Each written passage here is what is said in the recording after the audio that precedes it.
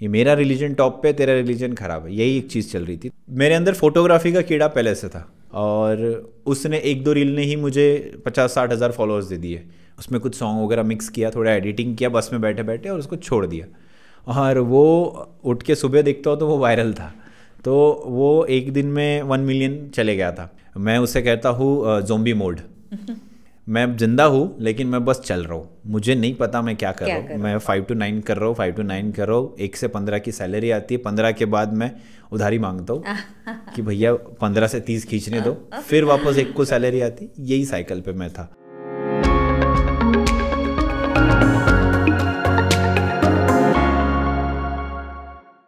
Hello, welcome to स्पोबैक्स। मैं विभावरी। मैं एक एंकर हूँ और एंकर होना कोई मजाक की बात नहीं है। ये बहुत ही मुश्किल टास्क है और एंकर के सामने जो बैठे होते हैं वो गेस्ट, उनको हम जब क्वेश्चन पूछते हैं तो वो आंसर करना वो उससे भी कितना मुश्किल होता है ये आज पता चलने वाला है, क्योंकि एक एंकर दूसरे एंकर को सवाल जवाब करने वाला है। पॉडकास्ट होने जा रहा है एक मशहूर एंकर का जिनका नाम है राहुल डोंगरे। आइए स्वागत करते हैं। Thank you ma'am. Welcome Rahul. Thank you so much ma'am for having me on this show. Oh, we are actually grateful. Thank you so much for coming. Thank you so much. And मैं बहुत ज़्यादा आभारी हूँ कि मुझे podcast के इस side बैठने का मौका मिल रहा है। मैं आज तक क्वेश्चन किया करता था, आज आंसर देने के लिए तैयार हूँ। ओह, दैट्स रियली ग्रेट। तो क्या मैंने बोला है, कैसे लग रहा है वहाँ पे, फील कैसे हो रहा है? यहाँ थोड़ी सी गुदगुदी हो रही है पेट में एंड इट्स फील हैप्पी कि I have did something, that is why मैं उस सीट से इस सीट पे आ पाया हूँ। एंड ये वन ऑफ एन अचीवमेंट मैं अपनी लाइफ में काउंट करूँगा इसे। आपने ये बात बिल्कुल सही बोली है, क्योंकि एक इंसान जब उस लेवल का पहुंच जाता है कि जब हम उनके एक्सपीरियंस जो है वो ऑडियंस के लिए शेयर करना शुरू कर देते हैं, तो ये आपका एक अचीवमेंट है। करेक्ट मैम, और congratulations for that. Thank you so much, thank you so much for that. Yes ma'am. हम हमेशा आपको सुनते हैं, आपके सवाल जवाब लोग बहुत पसंद करते हैं और आज हम शुरुआत करने जा रहे हैं कि आपकी इस फील्ड के बारे में जानने की, कि आपका जो एजुकेशन बैकग्राउंड है वो कैसे रहा है और इस फील्ड में कैसे आए आप। बिल्कुल। सो मैं I am belong to Gondia, Maharashtra. मेरा बर्थ वहीं से रहा है। मेरा प्राइमरी सेकेंडरी एजुकेशन गोंदिया से हुआ है एंड उसके बाद में मैं एजुकेशन और इंजीनियरिंग करने के लिए जलगांव चले गया। वहाँ पे मैंने ऑटोमोबाइल इंजीनियरिंग की। फिर मैंने एमटेक किया। एमटेक के लिए मैं वेलटेक चेन्नई में कॉलेज है, वहाँ चले गया। वहाँ से मैंने एमटेक किया ऑटोमोबाइल में एंड उसके बाद मैं करीबन 10 साल में इंडस्ट्री में रहा as an sales and business development manager and head. Multiple companies के लिए मैंने काम किया। पैरेलली करते हुए मैंने IIM इंदौर से सेल्स सर्टिफिकेशन किया। सो कहा जाए तो मैं डेडिकेटेड सेल्स का बंदा हूँ। मैं बड़ी बड़ी कंपनियों के लिए सेल्स करने का काम करता था। Capital equipment costing from 1 crore to 10 crore, उसे बेचना लोगों तक और all over India, Europe, Asia, काफ़ी ट्रैवल किया हो इन सब जगहों पे। तो ये करते करते मेरे अंदर हमेशा से एक कीड़ा रहा है। वो कीड़ा मुझे बहुत काटता था और कहता था कि यार तू इसके लिए नहीं, कुछ और चीज़ के लिए बना है। तो उसे सुनने के लिए मुझे टाइम लग गया। उस अंदर की आवाज़ को सुनने के लिए मुझे 10 साल निकल गए। उसके बाद मुझे रियलाइज़ हुआ कि नहीं यार, मैं किसी और चीज़ के लिए हूँ। उसका असर मेरी इंडस्ट्री के जॉब से होने लगा। मेरी परफॉर्मेंस डिग्रेड होने लगी। पैरेलली इधर मेरा इंटरेस्ट सोशल मीडिया पे और लोगों के से कम्युनिकेशन में बढ़ने लगा। वहाँ मुझे ग्रोथ दिखने लगी और तब मैंने रियलाइज़ किया कि राहुल इसे अब फुल फ्लेज में करते, साइड हसल स्टार्ट करते। एंड देन मैंने साइड हसल स्टार्ट किया और 2 बोटों पे पैर रख के मैं चलने लगा। एक साइड में जॉब, एक साइड में ये, और चलते चलते चलते चलते एक समय बाद एक बोट मैंने छोड़ दी और इस तरीके से मैं आज इस जोन में हूँ मैम। ऑब्वियसली आपने जॉब छोड़ दिया राहुल जी। हम देख पा रहे हैं और बहुत अच्छा आपका जो नाव आपने पकड़ी है और जो स्पीड से पकड़ी, मतलब हम आपको स्पीड बोट बोल सकते हैं। तो या हम देख के भी, हमको भी बहुत अच्छा लग रहा है ये सब। और काफ़ी प्रभावशाली आपके वीडियोस होते हैं, काफ़ी इन्फॉर्मेटिव होते हैं, लोग पसंद करते हैं देखना, हम खुद पसंद करते हैं देखना। तो ये फील्ड में जब आप उतरे तो ये पर्टिकुलर कोई आपने इसका ट्रेनिंग लिया था? नहीं, टू बी ऑनेस्ट किसी तरफ की कोई ट्रेनिंग नहीं है, ओनली यूट्यूब है एंड जैसे कहते हैं ना कि किसी चीज़ को दिल से चाहो तो पूरी कायनात तुम्हें उससे मिलाने लग जाती है। तो I believe in law of attraction, I believe in manifestation. तो मैं चलते गया। मैं खुद पहले कोरोना के टाइम पे जूम के द्वारा लोगों के इंटरव्यूज़ लेता था। उस दौरान मैंने सोचा कि कई सारे मेरे दोस्तों के जॉब चले गए, तो मैं हमेशा मेरे दोस्तों के सर्कल में एक मोटिवेटर का काम करते रहा हूँ। मैं एक हमेशा एक लीडर की तरह बिहेव करता हूँ और काम करते रहा हूँ। तो उन सब की उनको डिमोरलाइज होते देख मैंने सोचा कि यार मेरे आसपास के लोगों की कहानी लोगों तक पहुँचेगी तो ये लोग सुनेंगे और इनको थोड़ा सा मोटिवेशन मिलेगा कि यार ये कर सकता है तो मैं भी कर सकता हूँ अपनी लाइफ में। तो अगर मैं अंबानी टाटा की कहानी उन्हें बताऊँ तो वो बोलेंगे कि ये तो वर्ल्ड फेमस है, रिलेट नहीं है। तो फिर मैंने आसपास के लोगों की कहानी उठाने लगी और उनको बोला यार तुम जूम पे आओ, और वो मैं रिकॉर्ड करता था और मैं यूट्यूब पे डाल देता था। ऐसे ही मैं करते करते मेरे उस समय पे 20-30 रिकॉर्डिंग हो गई, और घर पे ही, क्योंकि कोविड का टाइम है, कहीं जाना नहीं है। लोगों को पसंद आने लगा कि यार कुछ तो हो रहा है। फिर वो वहाँ पे जाके रुक गया, क्योंकि एक समय बाद वापस से रीओपन हुआ तो हम लोग भी अपने अपने जॉब पे चले गए। बट वापस फिर वही जो मैंने कहा कीड़ा फिर काटने लगा, बहुत काटने लगा। और वो होता है ना, इंट्यूशन आता है अपने को कि यार something is waiting for you, कुछ है तेरे पास करने के लिए, तुझे बस उसको फॉलो करना है, बिलीव तो करके देख, होगा, ज़रूर होगा। और फिर मैं विश किया कि यार हमें मेरे पास एक टीम होनी चाहिए, या हमारे साथ एक टीम होनी चाहिए जो फिज़िकल जाए, क्योंकि इस तरीके के फिज़िकल एटमॉस्फेयर और ये माइक और कैमरा इसके साथ का सेटअप की रिक्वायरमेंट थी। तो 1.5 साल पहले फिर वैसा ही मैनिफेस्ट कर रहा था, तो मुझे मेरे टीममेट्स मिल गए सडनली। फिर हमने डिस्कस किया, तो हमने डिस्कस करके उन्हें बोले कि हाँ इसको करते हैं। So they all have the equipments, knowledge and all. और मैं फिर उनके साथ जुड़ गया, और फिर कोलैबोरेशंस में हमने जो कहते हैं इंडियन जुगाड़ वाली मेथड में घर से सोफ़ा लाया, पेड़ लाया उठा के, और ये सब करते करते हमने चीज़ों को शुरू किया। फिर जहाँ माइक जमे वहाँ चिपका दिया, जहाँ माइक जैसा शूट हुआ वैसा कर दिया, आवाज़ में खराबी, वीडियो ख़राब, जो भी है, लेकिन वो चीज़ें बढ़ने लगी एंड स्लो एंड स्टडीली आगे बढ़ने लगा। पैरेलली इंस्टाग्राम पे मैं ग्रो हो रहा था इन टर्म्स ऑफ महापुरुषों के नॉलेज को दिखाते हुए। मैंने इंस्टाग्राम पे जब देखा तो 2 ट्रेंड चल रहे थे। एक ये ट्रेंड था कि लोग महापुरुषों के गानों पे नाच रहे थे, वो सिर्फ नाच रहे थे, उससे लोगों को कुछ मिलता नहीं था। दूसरा ऐसा कि आइदर एक रिलीजन को हेट करो और दूसरे रिलीजन को अच्छा दिखाओ, ये मेरा रिलीजन टॉप पे, तेरा रिलीजन ख़राब है, यही एक चीज़ चल रही थी। तो ये 2 ट्रेंड मैंने वहाँ एनालाइज़ किए, तो मुझे लगा कि यार ये करके, और ऐसा दिखाने वाली पर्सनैलिटी मेरी है नहीं, तो मैं क्या कर सकता हूँ। तो मैं फिर इन महापुरुषों के कोट्स या इन महापुरुषों की जर्नी मोटिवेशनल वे में कैसे दिखा सकता हूँ, बस मैं वो पिक करके दिखाने लगा।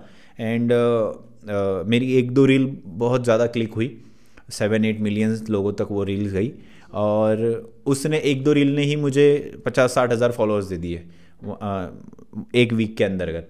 और वहाँ से मेरी जर्नी इंस्टाग्राम पे मेरी ग्रिप बन गई थी फिर। तो उसने मुझे हेल्प किया मेरे पॉडकास्ट को ऊपर उठाने में, और फिर लोगों को चीज़ें पसंद आने लगी, गेस्ट आने लगे, और उन्होंने खुद लोग अप्रोच करने लगे कि यार हम भी आना चाहते हैं, और फिर यहाँ से जर्नी वो चल पड़ी। मैम, आपका जो एजुकेशन बैकग्राउंड है वो बहुत ही डिफरेंट है ना, Correct, एकदम टेक्निकल बैकग्राउंड, yes. और यहाँ पे आप आए हैं, तो हाँ। आपको कुछ उस समय ही कुछ क्लिक हुआ, या कुछ था आपके अंदर, जैसे कोई ईयरली अपना फंक्शंस होते हैं ना कॉलेजेस में, उससे कुछ आपको इंस्पिरेशन मिली ये सब करने के लिए? मेरे अंदर फोटोग्राफी का कीड़ा पहले से था। फोटोग्राफी में मेरे कॉलेज में मैं फ़ोटोग्राफी किया करता था, तो घर पे ज़िद करके कि मुझे कैमरा चाहिए, वो ले लिया, और दोस्तों की जो इंजीनियरिंग की जो यादें हैं वो समेटने की कोशिश करता था, फ़ोटोज़ खींच के उसको एल्बम में लगा देने का कि यार हम लोग ये किया करते थे, ये किया करते थे, यहाँ जाते थे। तो वो एल्बम आज भी मेरे पास में। तो उस तरीके की फ़ोटोज़ करता था, और मैं, होता है ना हर एक ग्रुप में एक फ़ोटोग्राफ़र होता है कि भाई वही खींचेगा, और उसी के पास सामान भी होता है, और उसकी फ़ोटो कोई नहीं खींचता, और उसके सारे ट्रिप्स एंड उसकी सारी फ़ोटोज़ वही उसके पास रहती। तो मेरे ग्रुप का मैं हुआ करता था। तो वो क्रिएटिविटी और वो जो लीडरशिप वाली बात है वो मेरे पास ही रहती थी। तो किसी चीज़ को प्लान करना है, कुछ करना है, तो राहुल तू कर, हम लोग देखते हैं। तो इस तरीके से ये चीज़ें चलती रही, और ये अंदर से था कि क्या कह सकते हैं, क्रिएटिव फील्ड में जाना है, पर कैसे जाना है ये पता नहीं था, क्योंकि अब रिस्पॉन्सिबिलिटी आ गई है। पढ़ लिख तो ये लिए हमने, घर वालों के बोलने पे कर लिया, लेकिन जो चीज़ें हैं, इंटरेस्ट, एरिया ऑफ इंटरेस्ट या पैशन कोई और है, उसमें तो कुछ डिग्री डिप्लोमा हुआ नहीं है। तो वो जो चीज़ें सीखते हैं, टेक्नोलॉजी बढ़ रही थी तो वही सीखते थे और उसी को इम्प्लीमेंट करते थे और उसी बेसिस पे चला करते थे। एंड धीरे धीरे फिर अब एक टाइम बाद फिर इंस्टाग्राम पे आ गए और वहाँ पर किताब के कुछ कोट्स पढ़ लिए और उसके वीडियो बनाने लग गए। एंगल हमेशा से मोटिवेशन का रहा है या फिर इंस्पायर करने का रहा है, बट ये था कि क्लिक नहीं हो रहा था कुछ। और जब ये समझ में आया कि क्या लोगों को पसंद आ रहा है, वहाँ से तुरंत जाके वो क्लिक हुआ। मैं अपने IIM डिग्री के सर्टिफिकेशन को लेने के लिए इंदौर गया हुआ था।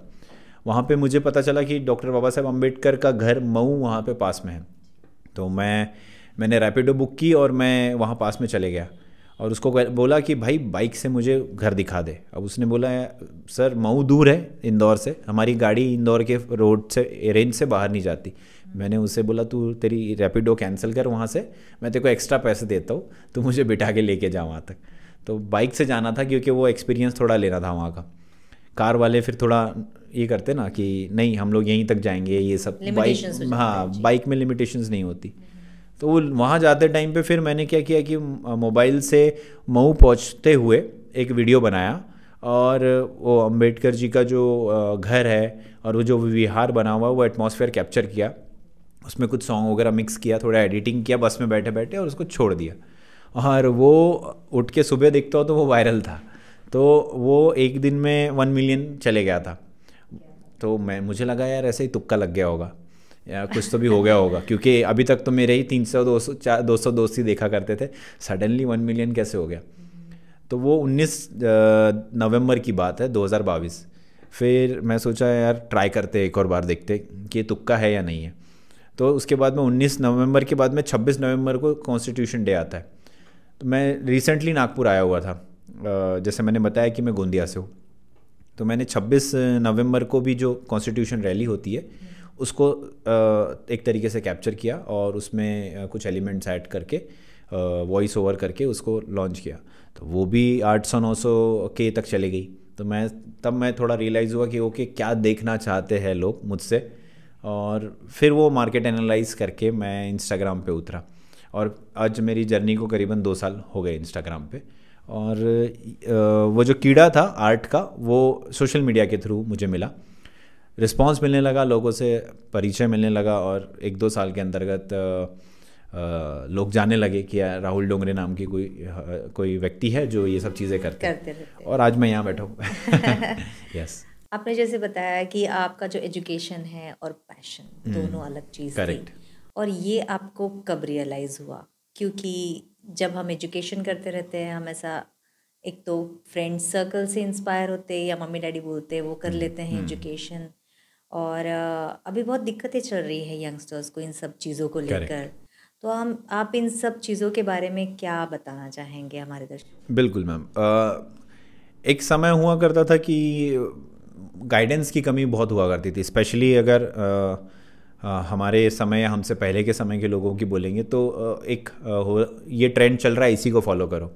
आज मैकेनिकल चल रहा है मैकेनिकल की ओर जाओ, इलेक्ट्रिकल चल रहा है इलेक्ट्रिकल की ओर जाओ, यही एक होता था। या फिर 10th के बाद में एक ही बताया जाता था कि साइंस ही ऑप्शन है, कोई और करेगा, कॉमर्स करेगा, आर्ट करेगा, तो उसके लिए वो कहीं ना कहीं डिग्रेड वाली वैल्यू होती थी कि नहीं वो कर रहा है मतलब ये बच्चा कैपेबल नहीं है या उसके अंदर वो कुवत नहीं है, यही सिचुएशन। और आर्ट्स और ये सब चीज़ें तो दूर दूर तक किसी के विजन में भी नहीं आती थी। और स्पेशली जब आप एक छोटे टाउन से आते हो, वो भी छोटे इलाके से आते हो, तो डेफिनेटली अगर रोल मॉडल नहीं है तो तकलीफ़ होने वाली है। तो ये चीज़ें आज भी होती है, बट कहीं ना कहीं आज बहुत सारे ऐसे टूल्स या टेक्नोलॉजी अवेलेबल है, या ऐसे काफ़ी सारे काउंसलिंग मेथड्स होते हैं, या फिर बहुत सारे ऐसे 12वीं के बाद क्या करना है, 10वीं के बाद क्या करना है, ऐसे वर्कशॉप्स होते हैं जिस वजह से बच्चों को क्लियरिटी आती है। अब बहुत सारे साइकोमेट्रिक टेस्ट भी आते हैं, तो आपके स्कूलों में ये चीज़ें चलने लगी है कि ये बेटी का या बच्ची का ये पैटर्न अच्छा है, इसे ये चीज़ें अच्छी है, तो इसका करियर इस तरफ लेके जाओ। तो वो हमें उस टाइम पे नहीं मिलता था, तो वो रिग्रेट होता था। मैं हमेशा, मुझे याद है कि मेरा हिस्ट्री बहुत स्ट्रांग है, मैं बहुत पसंद है मुझे हिस्ट्री हमेशा से। तो मैं 10th में मेरे चाचा को पूछता हूँ कि 10वीं इतिहास में करियर कैसे बनाते हैं, तो किसी ने बताया नहीं, उन्हें किसी को कुछ पता ही नहीं कि इतिहास में करियर कैसे बनाते हैं। किसी ने ये नहीं बोला कि हिस्टोरियन बन सकता है तू, या यूपीएससी हिस्ट्री में लिख सकता है। उनको यूपीएससी भी नहीं पता है तो वो बताएंगे कैसे। और मुझे मालूम है कि मेरा हिस्ट्री बहुत स्ट्रांग है, अगर मुझे कोई गाइड करता तो मैं क्लिक कर जाता, या फिर मैं कहीं और होता अभी चीज़ों को करते हुए। फिर वही है कि अरे दोस्त तू क्या कर रहा है, तो दोस्त आता है बोलता है साइंस में जा रहा हूँ, तो मैं भी चलता हूँ तेरे साथ, तो चल दिया। और फिर उसके बाद में साइंस में पहुँचे, और मेरा एडमिशन, मैं हिंदी मीडियम का, मेरे डैड रेलवे में रहने की वजह से गोंदिया से आसपास के इलाके छत्तीसगढ़ एमपी में हमारा कंटिन्यूस ट्रांसफ़र हुआ करता था। तो हम लोग आइदर रेलवे क्वार्टर्स या फिर इन सब में रहते थे, घर होने के बावजूद भी। तो ट्रैवलिंग करने का, और फिर मेरे डैड ने मुझे हिंदी मीडियम में ही पढ़ाया। अब हिंदी मीडियम में होने की वजह से मराठी की वाट लगी हुई थी, और आज भी लगी हुई है कहीं ना कहीं। और इस वजह से जब साइंस में गए तो 11th में बहुत वाट लगी। 11th में डायरेक्टली सामने बायोलॉजी, केमिस्ट्री, फिज़िक्स आया, और हमारे अंदर ये खौफ, किसी ने हमें बताया था कि हमारे सीनियर ने, कह रहे नहीं वो बायोलॉजी में मेंढक का पेट फाड़ना पड़ता है और ये सब चीज़ें करनी पड़ती है। तो हमने बोले यार मैं तो नहीं करूँगा, बायोलॉजी कैसे छूटता है ये बताओ। किसी को भी पूछते थे बायोलॉजी सब्जेक्ट कैसे छूटता है, कोई ऑप्शन है क्या, तो उसने किसी ने बोला हाँ ITI कर सकता है तो बायोलॉजी छूटेगा, या तो तुम IT का सब्जेक्ट चुन सकते हो। तो ITI के लिए अप्रोच किया तो ITI नहीं है अवेलेबल, तो IT मिल गया। IT में एक्स्ट्रा पैसा करो दो और IT का सब्जेक्ट ले लो, और हिंदी तो अपना स्ट्रांग है ही, तो रात को उठ के भी आप बोलोगे कि लिख दे पेपर तो लिख देंगे। तो वहाँ चले गए इस तरीके से। तो आज के समय में जो स्टूडेंट है उनके पास अपॉर्चुनिटीज़ अवेलेबल है in terms of technological resources. आजकल मैं देखता हूँ कि मेरे कज़न्स वगैरह अभी ही बता देते हैं कि भैया मैं सिर्फ पेंटिंग में करियर करूँगा, या मैं साइंस ये क्या कहते हैं फोटोग्राफी या वीडियो में जाऊँगा। मैं अपनी सिस्टर को उसके हॉबी की तरफ मैंने उसे ढकेला, क्योंकि मैं इस साइकिल से गुजर चुका था जहाँ इंटरेस्ट कुछ और था और पैशन कुछ और है, मतलब काम कुछ और कर रहा था, पढ़ा कुछ और। तो मेरी सिस्टर का फ़ोटोग्राफी में इंटरेस्ट था, तो मैंने उसे उसी तरफ ढकेला कि तू फोटोग्राफी में ही जा, चाहे कुछ भी हो जाए। तो उसको ग्रेजुएशन पोस्ट ग्रेजुएशन करा के आज वो नागपुर में और पुणे में फेमस है as an female photographer. She take care of all the weddings and सारे ऑर्डर्स वो खुद करती है, उसकी टीम है फीमेल फोटोग्राफर्स की। तो इस तरीके से वो चली गई। तो कज़न्स है वो सारे के सारे अब अपने अपने पैशन को ही फॉलो करते हैं। अब मेरे घर में तो सब अब पैशन ओरिएंटेड है, अब कि कोई ड्राइंग में कर रहा है, कोई जे आर्ट एंड साइंस में पढ़ रहा है, कोई कुछ कर रहा है। तो अब टिपिकल लाइन से हट के काम करने की कोशिश चल रही है। और मतलब आप बिलीव करते हैं कि अपने पैशन को ज़रूर आप पहचानो, और उसके साथ अगर आप जाओगे तो काम करने का मज़ा, लाइफ का मज़ा बिल्कुल। क्योंकि अदरविश अगर आप अपनी पर्सनालिटी के अगेंस्ट जाते हैं, जैसे कि न्यूरो लिंग्विस्टिक प्रोग्रामिंग NLP में कहा जाता है कि हर एक की एक पर्टिकुलर पर्सनालिटी होती है। अगर उस पर्सनालिटी के अगेंस्ट आप काम करते हो तो आप सुखी नहीं हो। इंटरनली आप सिर्फ पैसे कमा रहे हो, मन से आप नहीं हो वहाँ पे। एक सर्वे कहता है गाल्प्स का कि 23% people in the world globally are just going to the work and enjoying their work, and only 23% ऐसे लोग हैं। 77% लोग जस्ट इसके लिए जाते हैं ऑफिस में। अदरविश अगर किसी ने उन्हें बोल दिया कि ऑफिस मत आओ पैसे आ जाएंगे, तो वो कभी ऑफिस नहीं जाएगा कोई भी। बहुत बड़ा परसेंटेज है। यस, ऐसे बहुत बड़ा परसेंटेज है। और एक और रेशो, यस, एक और रेशो कहता है हार्वर्ड यूनिवर्सिटी का कि 75% people feel regret to not following their passion. ये 75% लोग का है। तो मैंने सोचा कि यार एक ज़िंदगी है, ज़्यादा से ज़्यादा क्या होगा। तो एट द एज ऑफ से 34 35 33 से मैंने शुरू किया, और 35 में ये डिसाइड किया कि नहीं अब मैं डेडिकेटेड अपनी लाइफ को करके देखता हूँ। So I come into this social media and life coaching, जो मेरा इंटरेस्ट है, तो उसको मैं फॉलो कर रहा हूँ। सोशल मीडिया में काफ़ी इन्फ्लुएंस कर रहे हैं आप, और आपके पैशन को आगे बढ़ा रहे हो, इसलिए बहुत अच्छा कर रहे हो जी। तो जैसे इसके साथ साथ आपने बोला कि आप एक स्पिरिचुअल लाइफ कोच है, उसके बारे में कुछ बताएं। बिल्कुल बिल्कुल। मेरा हमेशा से मानना है मैम कि success should be come from inside out, not outside in. तो हमेशा अंदर से बाहर की तरफ आना चाहिए। और अगर अंदर से बाहर की तरफ नहीं है तो फिर वापस दिक्कत है। तब हम लोग जाके एक होलिस्टिक लाइफ नहीं जी पाते। होलिस्टिक लाइफ जीने के लिए हमें हेल्थ, वेल्थ, करियर, रिलेशन और इनर लाइफ, इन पांचों एरिया पे फोकस करना होता है। अगर मैं सिर्फ और सिर्फ वेल्थ पे पड़ा रहूँ कि पैसा कमाना है, पैसा कमाना है, तो मेरी सेहत जाएगी, मैं अपने पैसे को डॉक्टर को दूंगा। या फिर मैं सिर्फ हेल्थ के पीछे पड़ रहूँ, बॉडी बनाऊँ, तो पैसा मिस हो जाएगा, फिर रिलेशन मिस हो जाएगा। तो ये सारे एंगल्स हमें मैच करके चलने। एज एन ह्यूमन हम लोग किसी ने पूछा मुझे कि यार मेरा पर्पस क्या है लाइफ का, या फिर हम इंसानों का या इस धरती पे आने का पर्पस क्या है, तो it's only and only contribution. Contribution इसलिए कि जैसे सूरज देता है रोशनी, पेड़ देता है, जल देता है, वो खुद के लिए नहीं है, वैसे ही इंसान भी हम लोग यहाँ देने के लिए है। हम बड़े होंगे तब माँ बाप को खुश देंगे, फिर बच्चे होंगे तो बच्चों को खुश देंगे, और उनको पालने के लिए हम लोग आगे बढ़ेंगे, और फिर हम भी एक्सपायर हो जाएंगे। तो ये साइकिल कंटिन्यूएशन का है। तो everything has to be contribute, सब कंट्रीब्यूट। और हमारे पास सिर्फ दिमाग है, इसलिए हम लोग नेचर के साइकिल को तोड़ के कुछ अलग करते हैं। अदर देन दैट, अगर सारे जानवरों को हम देखेंगे तो वो नेचर की साइकिल को ही फॉलो करते हैं। वो सुबह उठेंगे, वो शाम को सोएंगे, वो खाएंगे, बच्चे पैदा करेंगे और साइकिल में जाएंगे, और नेचर को मेंटेन रखेंगे।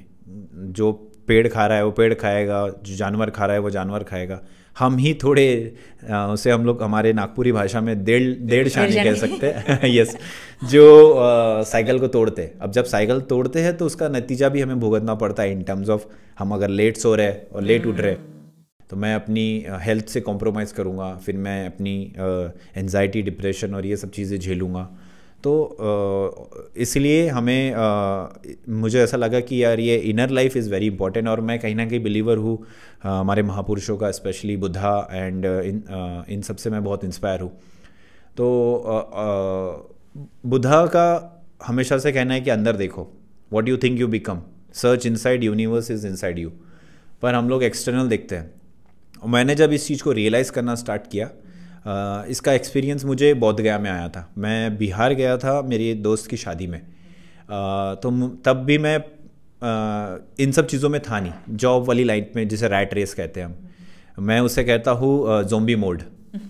मैं जिंदा हूँ लेकिन मैं बस चल रहा हूँ, मुझे नहीं पता मैं क्या कर रहा हूँ। मैं 5 to 9 कर रहा हूँ, 5 to 9 कर रहा हूँ। 1 से 15 की सैलरी आती है, 15 के बाद मैं उधारी मांगता हूँ कि भैया 15 से 30 खींचने दो, फिर वापस 1 को सैलरी आती। यही साइकिल पे मैं था कंटिन्यूसली। तो इसे ज़ोंबी मोड मैं हमेशा कहता हूँ। तो बिहार गया, बिहार में मुझे पता है कि यहाँ बौद्ध गया है, मैं अकेला था।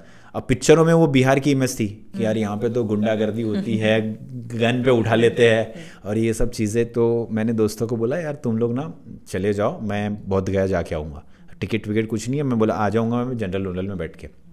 तो मैं बोध गया आया और वहाँ मेरे अंकल के कांटेक्ट के थ्रू मुझे ऑल इंडिया भिक्षु संघ में रहने का मौका मिला। तो वहाँ मैं मोंकों के साथ रहा। तो उस दौरान मुझे वहाँ मेरा टर्निंग पॉइंट आया एक्चुअली में। तो वहाँ मुझे कुछ मॉन्क्स मिले जो उनके चेहरे पे एकदम तेज था और बहुत ज़्यादा ग्लो कर रहे थे और बहुत पीसफुल थे। तो मैं बहुत क्यूरियस हुआ जानने के लिए कि इनके अंदर इतनी शांति कैसे, हम क्यों नहीं ऐसे शांत। तो मैंने उनसे अप्रोच किया, पूछा कि भंते आप इतने शांत कैसे हो, मैं कैसे आपके जैसा हो सकता हूँ या शांत हो सकता हूँ ज़िंदगी में। तो वो कहते हैं कि आपको अवेयर होना पड़ेगा। बोला अवेयर किस चीज़ को अवेयर लेके, मैं तो अवेयर हूँ, आपसे बात कर रहा हूँ। तो बोले उस चीज़ को नहीं, बोले आपको अवेयर होना पड़ेगा अपनी सांसों को लेके, आपको अवेयर होना पड़ेगा अपने इमोशंस को लेके, अपने एक्शंस को लेके। तो उन्होंने मुझे गाइड किया।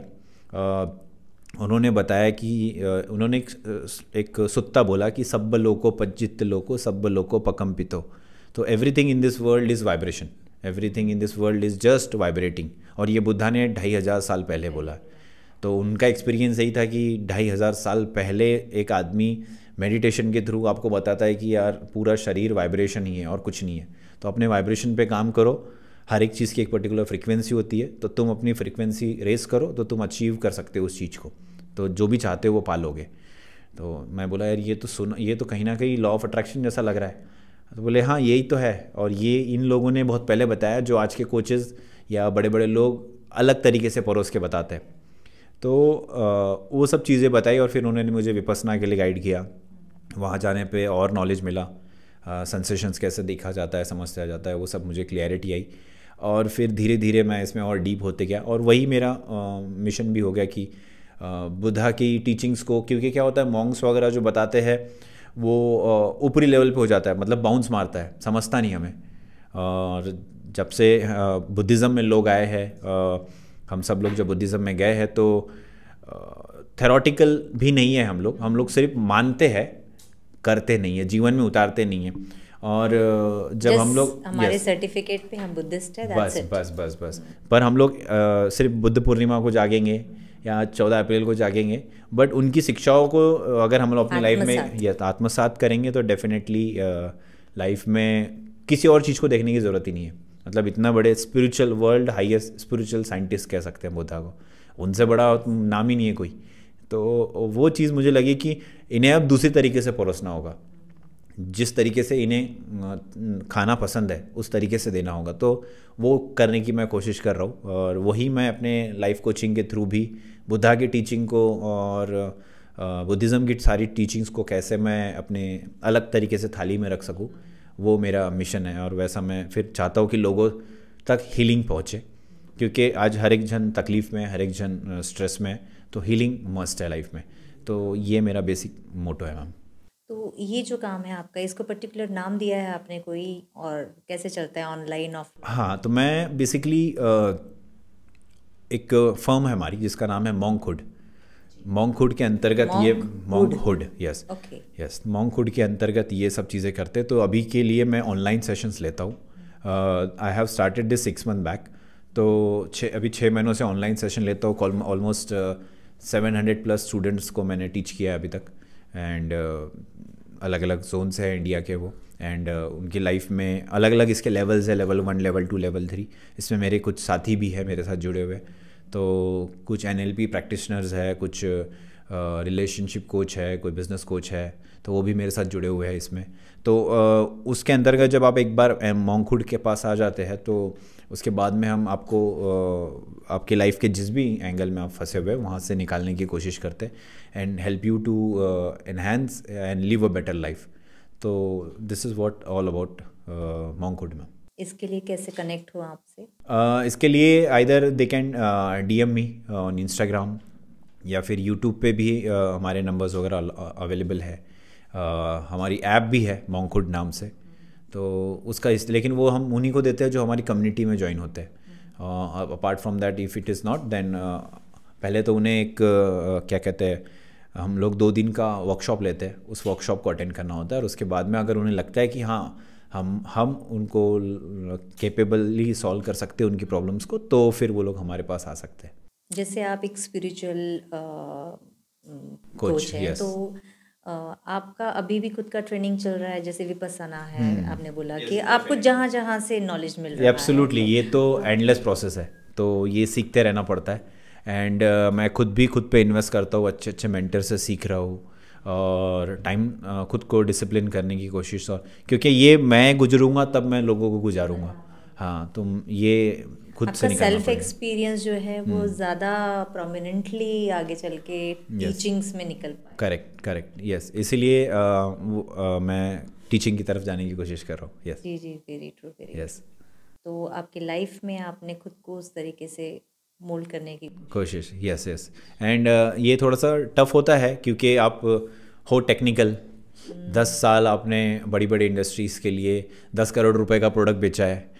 मेरा हाईएस्ट सेलिंग 1 साल का 3 मिलियन यूरो का था। मीन्स इट्स अराउंड 27-28 करोड़ का एक प्रोडक्ट मैंने सेल किया था।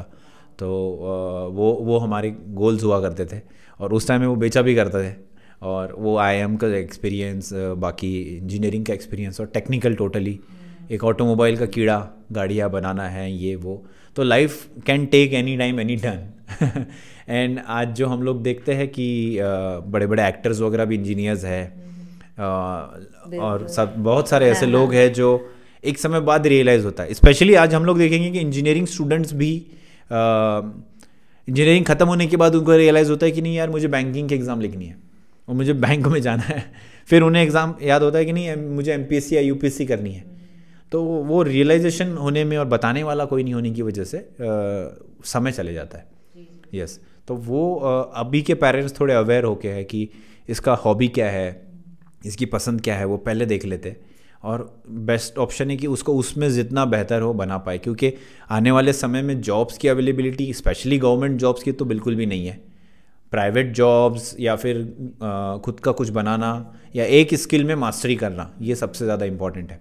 तो मैं तो हर किसी से कहता हूँ कि भैया तू पहले पता कर कि देखो पसंद क्या है, और पसंद क्या है उसको फिर तू डेडिकेटेडली उस स्किल पे पूरी ताकत लगा दे, उस स्किल को बहुत ज़ोरों से पकड़ो और उसमें आगे बढ़ चलो।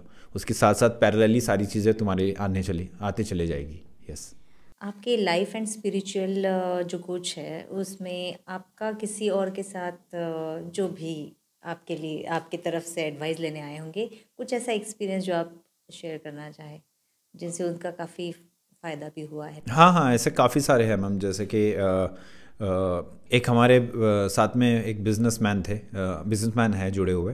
तो वो अपने बिज़नेस को कर तो रहे थे ग्रो, लेकिन वो उनको समझ में नहीं आ रहा था कि क्या क्या मिस्टेक्स वो कर रहे हैं उस बिज़नेस के दौरान में। एंड वो बेसिकली परफॉर्मेंस अच्छा दे रहे थे, लेकिन वो इंटरनली उनका इंटेंशन बिज़नेस को लेके क्लियर नहीं था। और वो इंटेंशन की वजह से वो हमेशा क्या होता था कि स्ट्रगल फेस करते थे। और जब उनको उनका इंटेंशन क्लियर हुआ, उनकी पर्सनैलिटी क्लियर हुई,